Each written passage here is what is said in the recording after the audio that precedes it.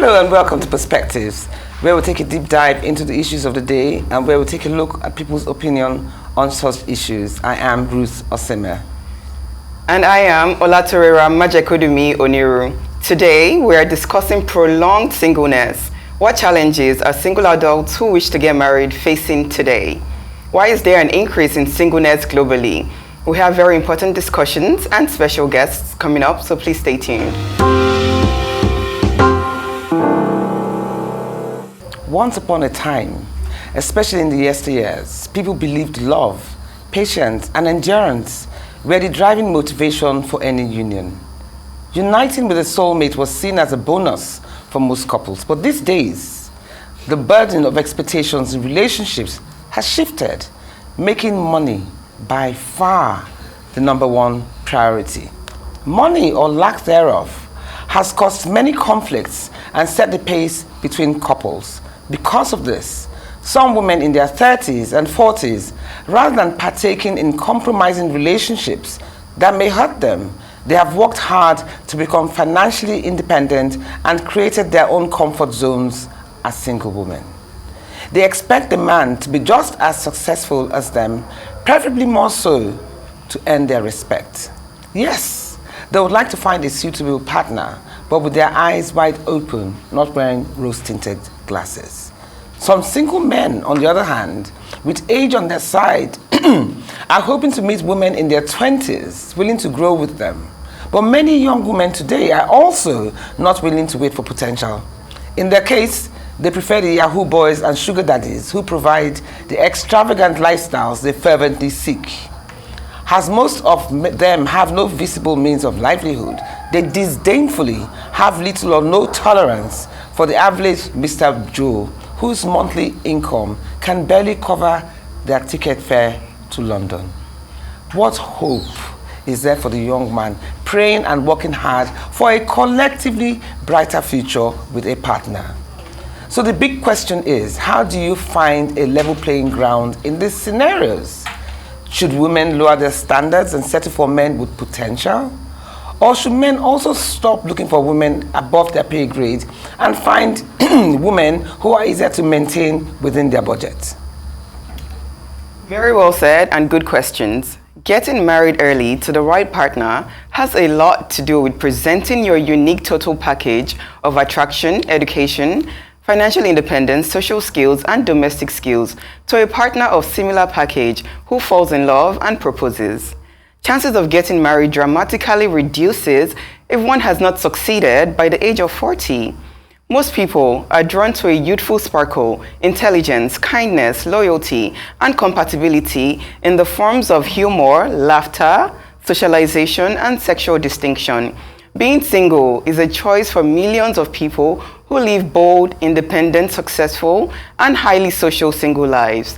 Singles who desire to be married but cannot find a willing partner are either falling short of their total package, too picky, maybe stuck in a comfort zone, maybe they have had too many previous partners, or challenged with low self-esteem, poor social skills, or health issues.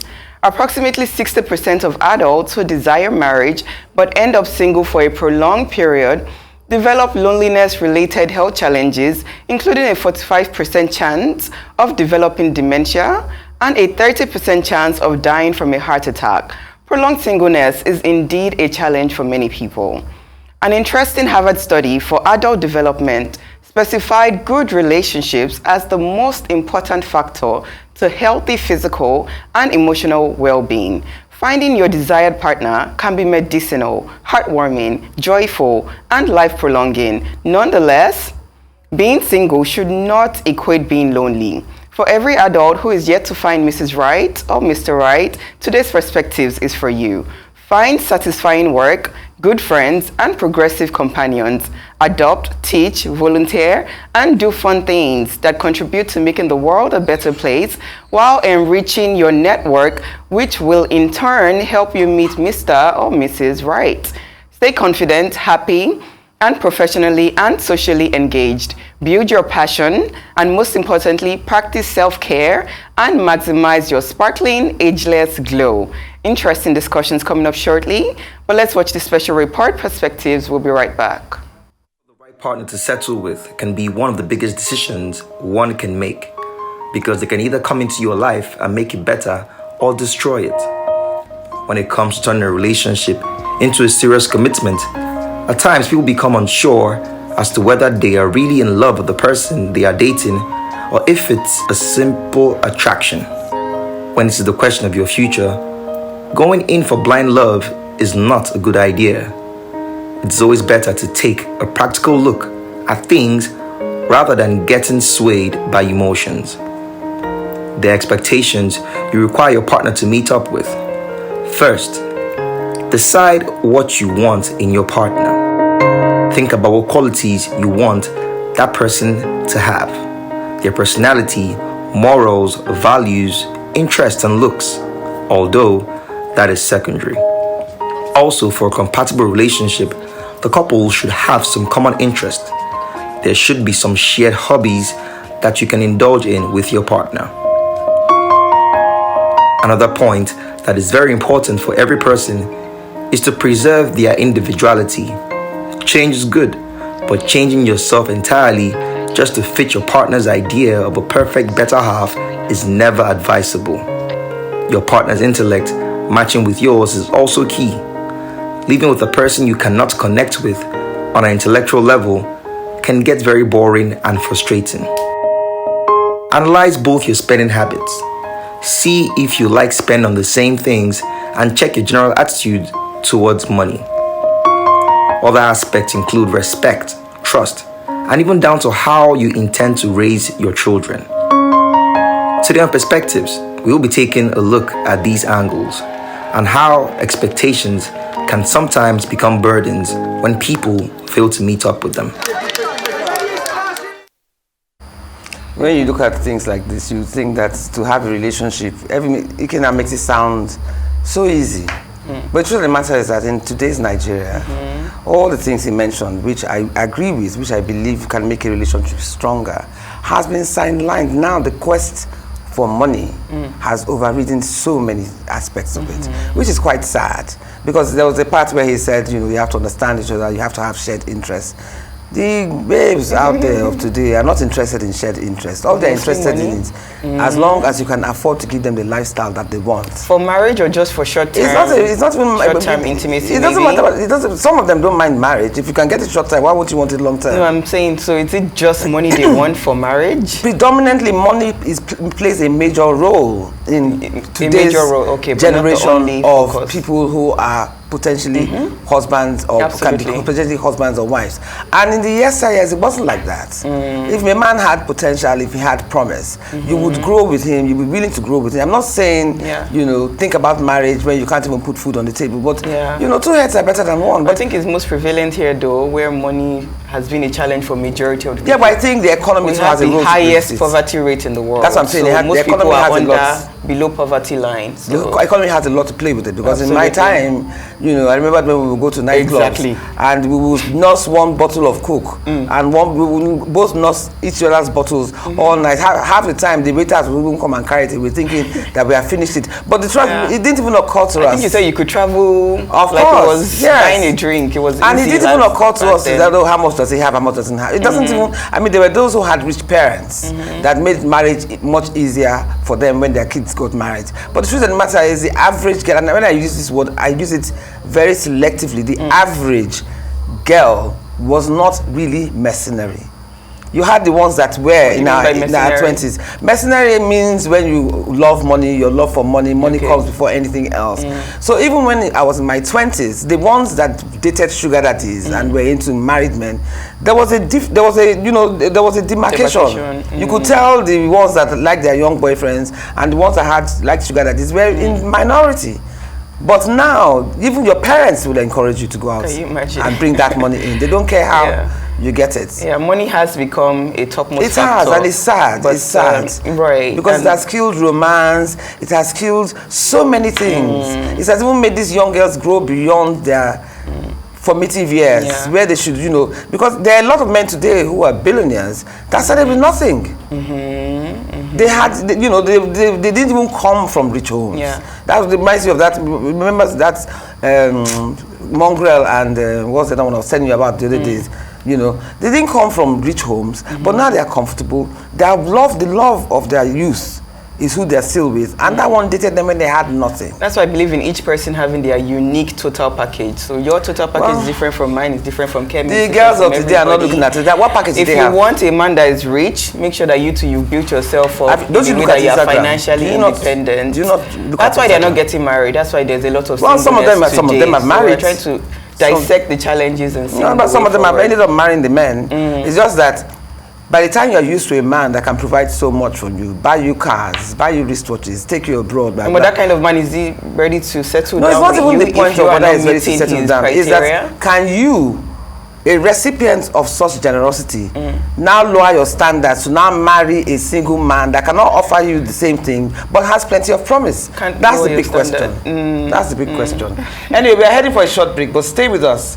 When we return, we will have with us Eniola Jordan and Wana Udobang. Perspectives will return in just a moment. Moving on to introducing our guest. First off is Eniola Jordan. Eniola is an actor, photojournalist, social commentator, and real estate professional. He ventured into acting in 2008 and started a company called Rock Images, focusing on photography, events, and photojournalism.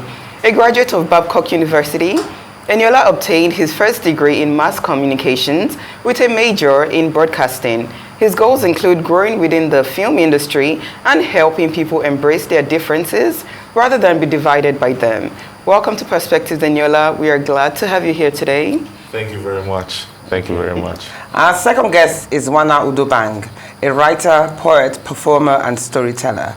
She released 3 spoken word albums titled Dirty Laundry, In Memory of Forgetting, and Transcendence. In 2021, she was awarded the International Writing Program Residency at the University of Iowa and the inaugural Alma Ata Ido Fellowship at Northwestern University. In 2022, Wana has a background in journalism, working as a freelancer with The Guardian, Al Jazeera, CNN, Observer, as well as producing and presenting documentaries for BBC Radio 4 and BBC World Service. Wana runs the Comfort Food Poetry Workshop, which uses memories around food as a conduit to create new poems. In 2022, she showed her first solo multimedia exhibition, Dirty Laundry, an immersive installation of poems printed on linen hanging from the laundry lines. That sounds interesting. Welcome to Perspectives. Thank you so much for having me. Thank you too. I love this hair you have. Thank you. One up. Anyway, as you know, our topic today is about relationships and I don't even know who to ask first. Let me ask you, Jordan, you know, just before we came on air, you were talking about the harsh climate of today's Nigeria and how it has thrown morals out of the window, and the young girls that I'm assuming you're in your mid-30s or early 30s, so I'm assuming you're looking at girls in their 20s, quite young enough, but this obsession for money has now become the top priority. Do you understand? And the respected standards of courtship, has been thrown out of the window. So how has this affected you personally when it comes to dating? Of course, I've not lived in Nigeria for a while. So when I moved back, I met something different. It was almost like, can't we hang out without you thinking about money? And it took a while to get used to it, actually, because you can't just change the system. If you want to meet people. But are you saying you can't take somebody, you can't meet a girl, take her out for drinks? Of course, there's some very understanding ones, but these days it's not that much. So what do they expect? As in, how do you talk to them? Do they expect you to start spending on them from day one, or I don't know? How does it work? Funny enough, a lot of them do. Seriously? Yes. If you talk to a lot of guys, they'll tell you that sometimes they are forced to pay for certain things that they did not think. Like what? Maybe something as little as transportation. Let me give you an example. In Europe, you meet a lady, right? And then you go out on a date. Your mind is not even thinking, I have to pay for her transportation. You're only thinking, I hope she gets here safely and gets back home safely. You're not really thinking about that, because a lot of them have this independent mindset. A lot of them even feel kind of insulted when you offer things like that. It took, even over there, it was like, oh, you're different, and then I carried that same mentality into Nigeria, thinking it was going to be the same thing, and then you go out with somebody the first date, you get a text message that my Uber fee is so amount. Really? Of course, it may not be anything. How much is Uber fee? All of 2,000 or 1,000 or whatever? How do you tie that into poverty? Okay, the thing is, I always tell people where there's poverty, there'll be a lot of chaos. Hunger, yes. It will be difficult for people to really relate the way they want to without having something at the back of their mind, how they can get from you. Because even our men, you meet a guy too, he might be thinking of how to get something from you. Oh no, too. We have the scammers. We have the ones like so we're going to discuss. It's everywhere. I guess my question more is the girls that needed this Uber money from you. They really needed it, right? It wasn't that they were just being greedy or they were just trying to take advantage of you. It was like a genuine need, right? Maybe not. Honestly, I'll put it this way: if you do not have the money to go out, really, or things like that, just stay at home. I agree with you. Okay. Because but what if it was you that was trying to get her to come out? It was a date, right? Yeah, that's a different thing. There's some that would say, I don't have transport to come out, and sometimes a girl can be really nice, and you look past that and you tell her, oh, it's fine, no problem, I'll take care of the transportation. There are times it happens, it's not a problem at the same time. Let's get to you, Madam Low Cost. In those days, I remember when my niece would come with her friends, and our mothers used to do it. Yeah. And she'd be like, oh, meet this one person. The first thing I want to know, what's his surname? And I remember that I promised myself that when you become an adult, they're not going to do that, because everybody should be able to build and prove themselves as they get older. But it's just something that is just subconscious. Yeah. So as a woman, do you think upbringing, pedigree and class system should play a major role when it comes to choosing a partner? I mean, I think it's a very complicated question, because in our sort of our minds, the way we are, we're thinking like this feels very outdated. It feels very classist, right? Yes, it is, are you saying that I'm not, I do not deserve to be with somebody because I don't come from this particular background or those kinds of things? But I think when I look sort of in a very nuanced way into it, I also understand to a certain extent, even if sometimes it appears very crass in how it's said, right? So I'll give you an example of something I remember when I used to work on the radio, and and there's a woman who talked about, she said to me on air that, Pick Milk and Cowbell or something like that broke up her marriage. And I was like, what do you mean? And what she was basically trying to tell me was that she and her husband came from different backgrounds. He had money. So it wasn't that he didn't have money, but he came from a poor background, but he has money of his own now. So he's self-made, he has his money. She came from a family that had, their exact, in terms of very opulence. And so for her, she was saying when they got married, things like traveling for her growing up was a regular thing. It was part of education for them in her own family. And then all of a sudden, wanting to travel with her children, or wanting them to travel always became a problem because it felt like she was being wasteful and all of these sorts of things. So again, it was even things like the items she would buy in the house. It's like, why can't you buy this particular milk? It's just milk. And she's like, no, this milk is probably better or better quality. Those sorts of things. So I use this example to say that I think that for some people, it might be an indication of their value systems, and values in terms of even lifestyle, values in terms of general values of what they want, not necessarily values of honesty or kindness or things like that. Well, speaking of values, there's one big controversial question that happened to a friend of mine. I'm not going to call names, obviously. She lived in Ikoyi. Yeah. Was very comfortable living in Ikoyi. Had worked her way up to ensure that she moves to the island, to the vicinity of her choice. There are two questions actually. Then she now meets this guy who lives in Yaba, was it Yaba or Bagada, one of those areas. Family home, he inherited by his mother. Yeah.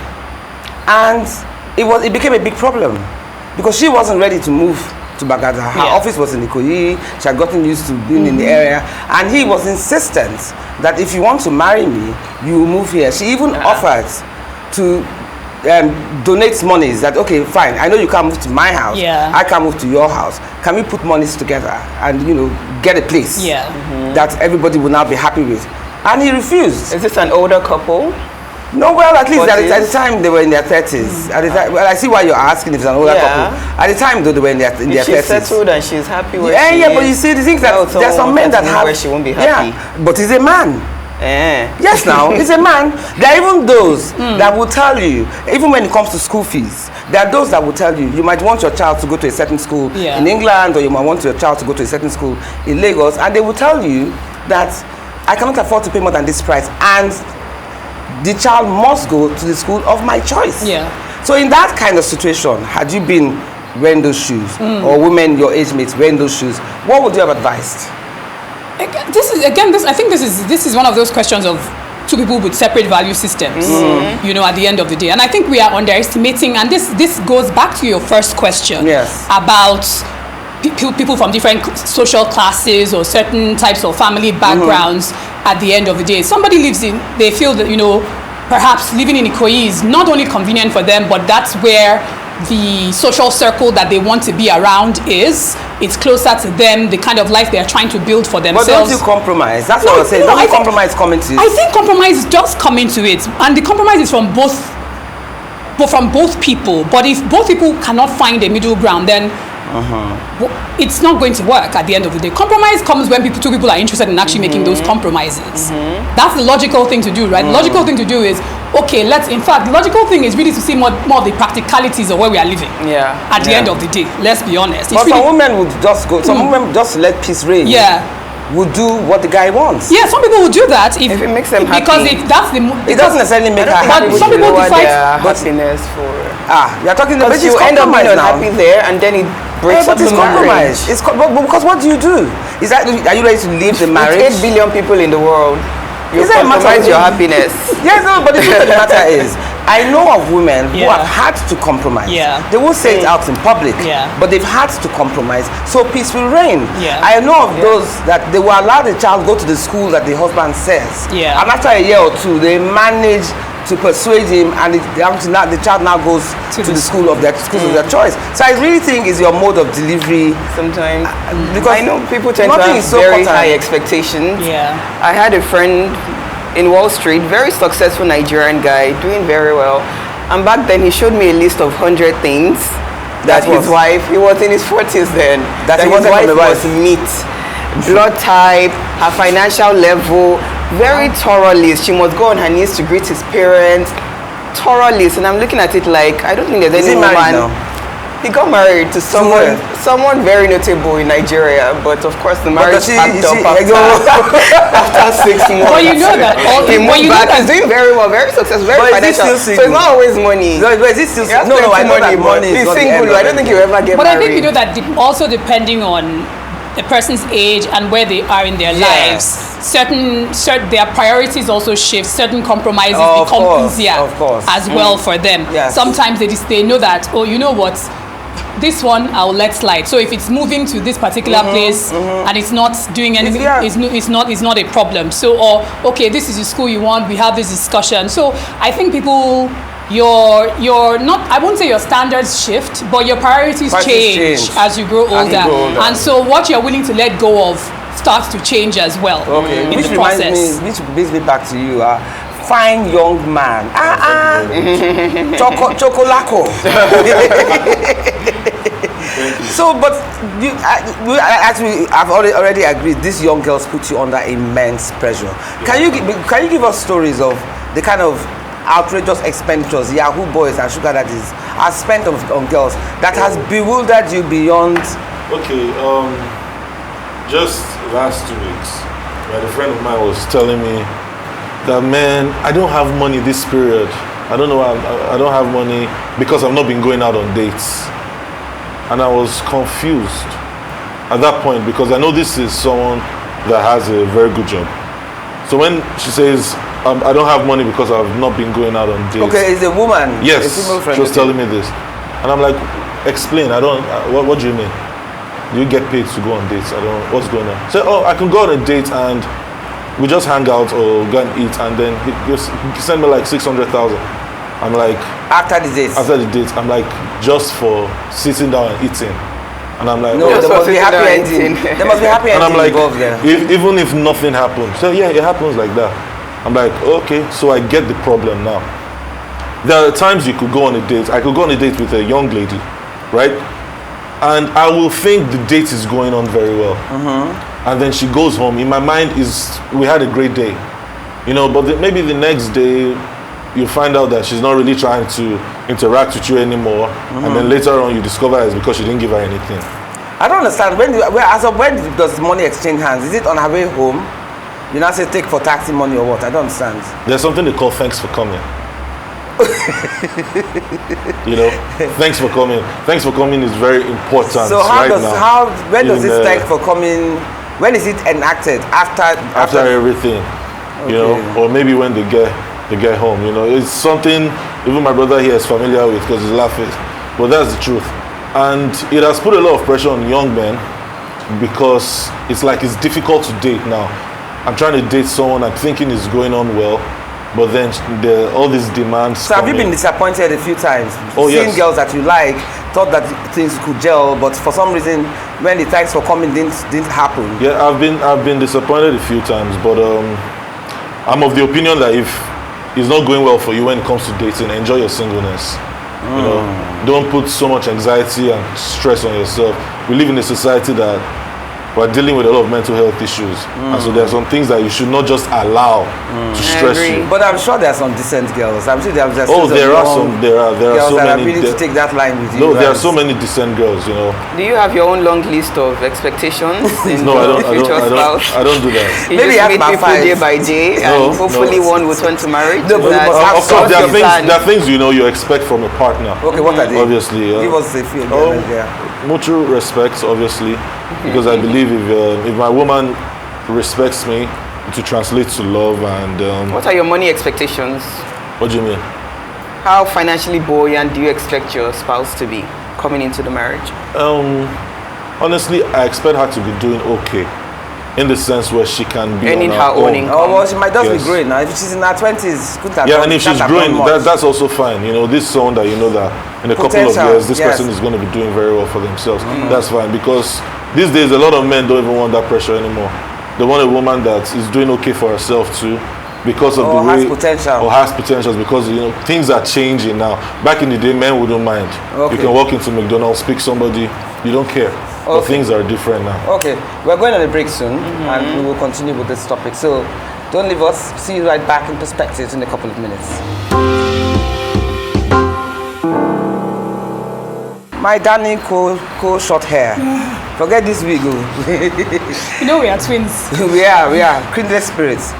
There's one thing I've also noticed Yeah. with singleness. Yes.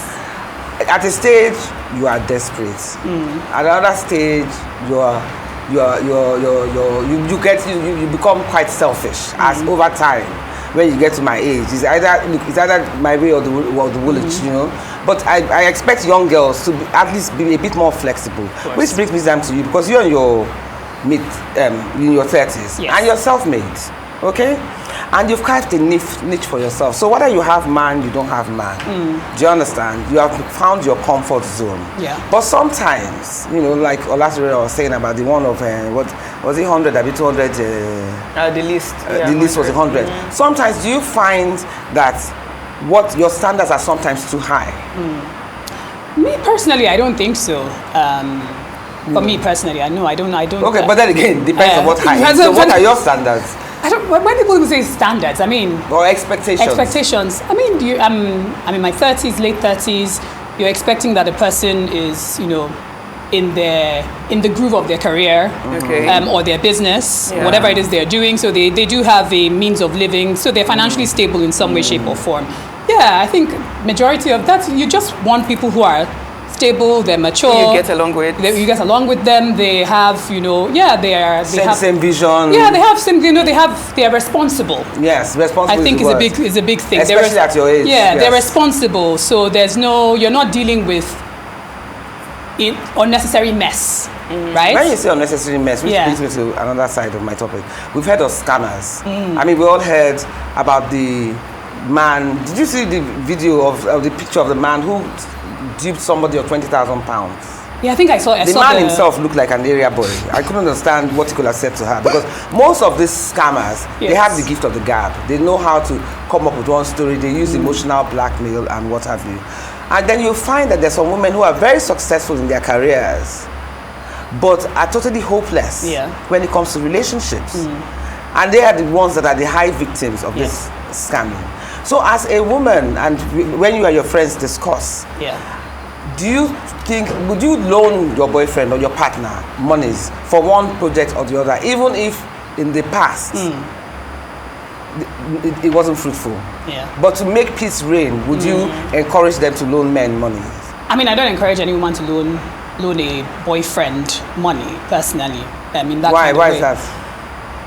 I, again, as I said, at my age, I'm looking at somebody who is responsible. So you have you want to run a business or start a business or whatever it is that your idea that you have. I'm sure that you know that there are measures to acquire revenue to do that.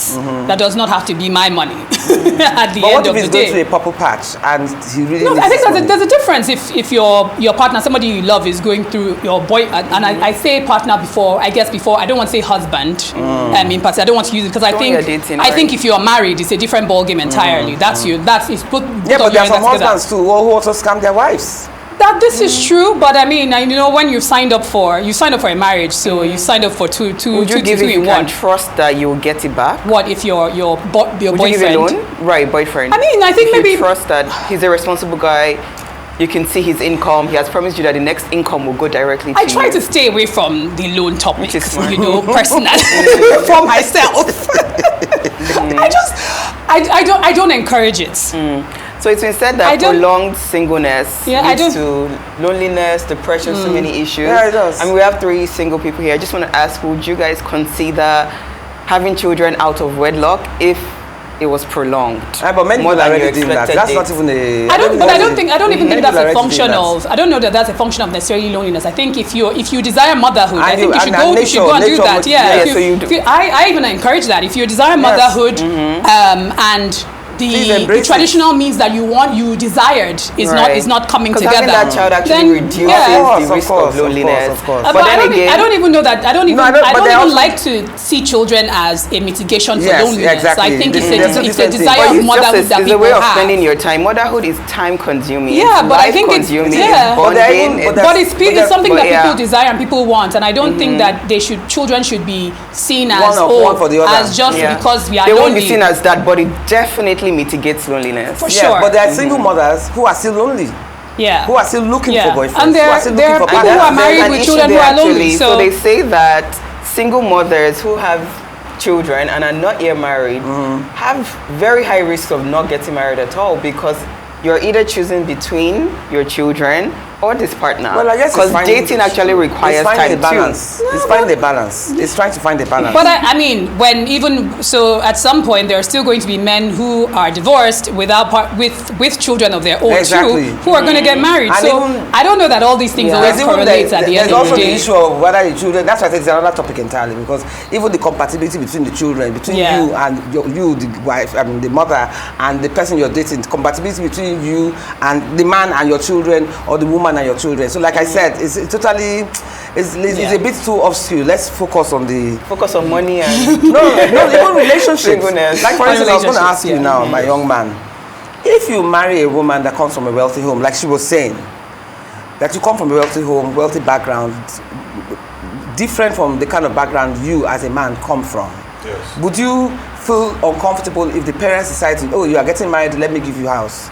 Okay, you people don't have car, let me give you car. Oh, you cannot pay school fees, because it happens. Why not? Would you be comfortable with your spouse, a spouse who allows her father pick up the tabs that you should be picking? And would it affect you as a man after a while? I can hardly say no to generosity. This is your if we want to be realistic, that's why you actually need to know the family you're marrying into. There are some families that once they start doing those things for you, you become their slave, one way or the other. There's some guys that I've seen that is like, he's not free, he's married, but He's not free. The wife's family is on him because he's the one running the man's business now and things like that, you know. That's why I believe as a man, before you actually settle down, you need to be very okay. When they say you hold your side, you know, you need to be very, very okay. Yeah, but to if the you're point just where starting up, if you're just starting up, if you're just starting up, you cannot afford the kind of things her father can afford. The thing is, if you're just starting up, I think you should limit commitments. Honestly, in this day and age, back in the day, there was no problem with it, you know. But these days, if you're just starting up, they will hardly even look at you. First of all, they will hardly even look at you. So as you're just starting up, please continue building yourself. You get to a certain level where you will be happy with yourself, and then when it comes to dating and socializing, you will really have no problem. It's sad that you say that, because does that now mean that a lot of single men will now be marrying later?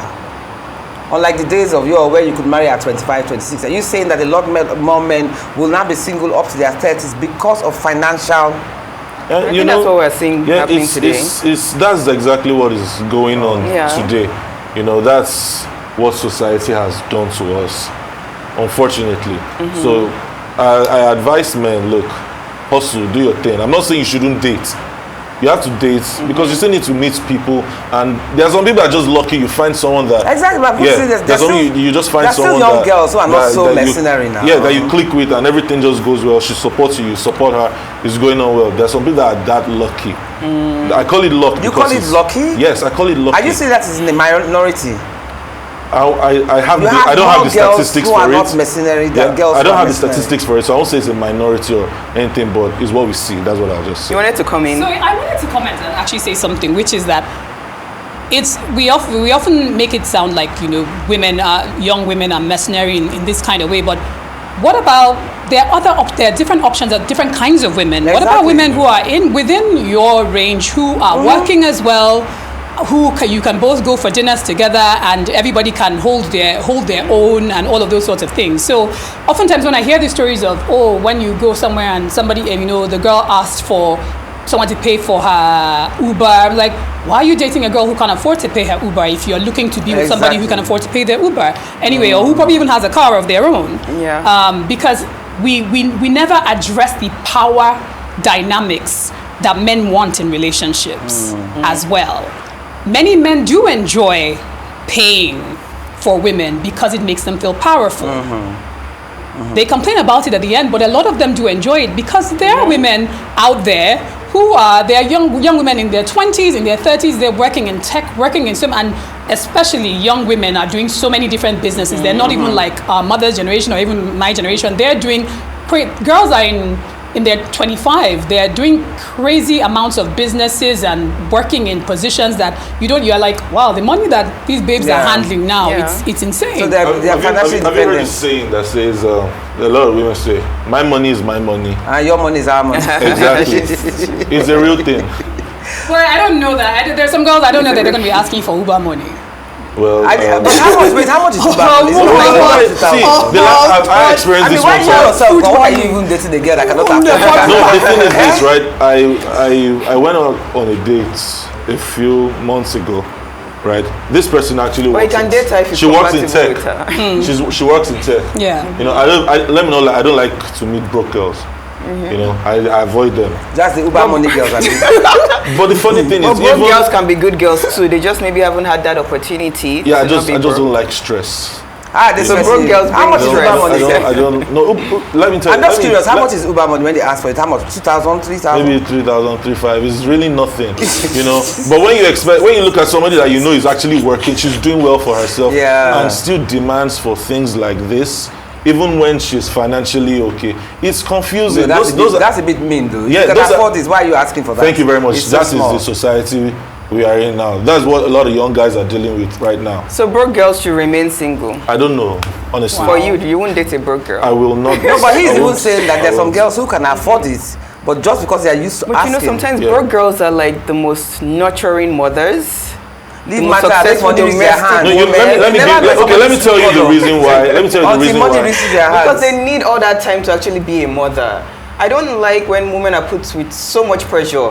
Be a wife, be a mother, be everything, be a home. But what you say, one thing you're doing, and then I'll be an entrepreneur. One thing you're doing is that you're giving a perception of single women being different from married women. They are not. Yeah. There are single women, there are married women, there are single mothers. And but the topic is singleness. But what I'm saying, the point so is that we have the that. same emotions running through our veins. Absolutely. Yes. And then we have the same Similar, responsibilities because some of us have children, but we don't have husbands. Yes. So you still find yourself expecting with the burdens of relationship. Yes. The only difference between a married woman and a single mother out there is that the woman has a husband. Yes. But the single one is looking for a husband, or the married single mother is looking for a husband. And I say this because there's a certain perception that society plays on sees single women as failures. Yes, because you are single, that's why you don't have husband. And because you are single, because you don't have husband, that's why this. That's if why they that, genuinely want that partner, they no, want to it's not get about, I'm not talking married. about the partner now. I'm talking about society generally. Yeah. That's what I'm saying. So single women that want to get married, not just single women by choice. No. Because It's not there are women that about, are forget single about by people choice. that They are want to very get married. Just independent. When generally I say single when I women. say generally, I mean people judge you whether or not you want to get married. Yes. They yes. just judge you because you are single. Your driver judges you, your cook judges you, your megad judges you. You will see people that will tell you, "Oh, I get like you for house." Yeah. Do you understand? And it is why society puts that pressure on women is infuriating because this now makes some of these women compromise Yeah. because they want to be Right. socially accepted. So what's your take That's on what I this? do like. So that's where the desperation comes in. And Exactly. the desperation is sometimes it's not even the desperation that you experience yourself, but the one that's even induced by Yes. by society. So even when people, when people say to young women who are single and they're like, you know what, just embrace being single and blah blah blah. And even when they don't feel there's anything wrong with them, but the way that you're constantly, what I like to say, punished by society. Makes you feel like When you go to them, weddings, you know, don't worry, your own will come it's soon. like there's wow. always something wrong. Somebody's always praying for you. That's interesting. You know, every birthday you're just like you're dreading some phone call because our Yes. husband is coming next this year. Can you Phone imagine? call that is coming. You're just like, oh my god, my birthday. Do I really need someone feel like answering the phone? So yeah, I think those things induce that desperation, and I think it's that desperation that leads to a lot of this scamming that we Yes. hear about, Or even entering loveless marriages. Yeah, loveless marriages, or really just very abusive and toxic situations as well. And people say to you, see people, and you're like, did she not have any friends? Would nobody tell her? It's like, well, she can't. She knows that the situation she's getting into is terrible, but she can't tell anyone because it's like at the end of the day, it's like I need to be like the rest of you guys, you know, who have your picket fences and everything looks together. So you even have situations where even family members or parents can see that your this boy or this man you've brought home is terrible for you, but they'll be telling you, you know what? Manage. Just like people who Can you die. imagine? Just manage. Just like people who die inside marriage. I mean, Yeah. we've had instances where the man has beaten the woman to death. Yeah, sometimes she has even reached out to families and they will tell you, stay there and manage. But that Yeah. desperation shouldn't be there. Are you telling me that women who are confident, who are successful and single and Yeah. carry themselves proudly like that, Yes. the society will see them as failures? Yes. Even Yes, if they society are does. projecting Society success? does. Why do you sound like you don't live in the same wow. Nigeria we're living in? Exactly. Wow. I'm beginning to wonder. Because I wouldn't stereotype I'm Okay, beginning to well, wonder that's women how like that's that. how Nigerians see. Apart from single even women. that, Yes. and you also find that some women who are But would very you let that affect you? Would I let it affect me? I don't think so. So the thing is, it's not about whether I would let it or not let it affect me. Everybody's That leads to desperation. Yeah, you my know, you mother always mentioned. says something to me, which is that everybody's not a shock absorber. exactly. Tolerance level So also different. everybody's strength and tolerance is different. Yeah. Even as I think I'm quite a strong person and I don't let a lot of external things affect me, there are moments where people do things or say things around me and you're just like, wow, now because I don't get husband for house now. Yes, sir. Now why did they talk to Oh, me like you see this? someone then they'll how now? Then they'll say, madam, and you're like, you're like, no be una fault, that sort of thing. So my point at the end of the day as well, a human being does not exist in a vacuum. Yes. You're living in a space, in a city, in a society, in a collective, and how that collective treats you, whether you like it or not, affects your mental health. I want to ask a question. Like you said, there's some women, they go through depression, they go Yes. to desperation. We've also said about how society is a bit harsh or unfairly judgmental of women who are Yeah. single. But you also know that it comes a stage in a woman's life where she begins to own her status. Yeah. She becomes very selfish. She has little or no tolerance for anything that's going to make her unhappy. She has found her own, she has Protect found her peace. found her peace, found her love between friends, whatever it is that makes her happy. But regardless of what age a woman is, when she gets to that level, do you think that there's a woman should not shut the door totally at finding love, no matter what the age they are? Yeah, I think love is human connection, is human. Absolutely. So love is human, connection is human. It is a fundamental part of our DNA and how we live and how we exist. It is, and it's when we talk about our well-being, our emotional well-being is about love. Whether that is romantic love, whether that is, the love, but we need love to survive, essentially. So I don't think that anybody can or should.